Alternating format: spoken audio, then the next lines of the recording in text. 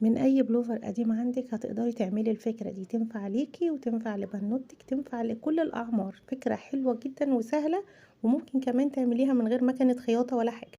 هنجيب كده رقبة البلوفر، وانا عايزة اقص الدوران اللي حوالين الرقبة ده، بس هزود كده حوالي 4 صوابع بايدي كده. هنقص بالدوران، يعني هقصها على شكل دايرة كده. القماش كان تقيل شوية على المقص لانه كان 4 طبقات طبعا فوق بعض. هفردها خالص بقى بدورانها كده، وهحطها فوق طبقة واحدة من طبقات البلوفر، وهقص نفس الدوران ده على مقاسها كده بالظبط. انا بقص طبقة واحدة بس من طبقات البلوفر.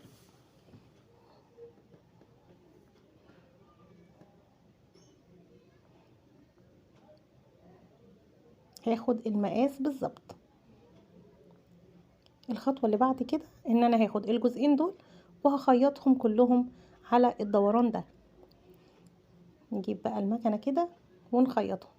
الجزء ده على فكرة اللي ما عندهاش مكنة تقدري جدا تخيطيه على ايدك، مش هيبقى فيه اي مشكلة. هندخل نص سنتي بس كده، ندي مساحة للخياطة ونقفل الجزء ده كله. لو في اي زيادة كده من القماش اسويها علشان ما يكلكعش معايا، وهفرده بالشكل ده. هعمل له فيونكة كده من نفس القماشة، من نفس البلوفر، وهركبها بالشكل ده.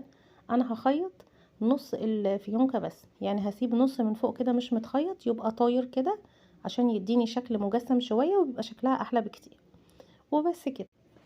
كده عملنا شابو او ايس كاب.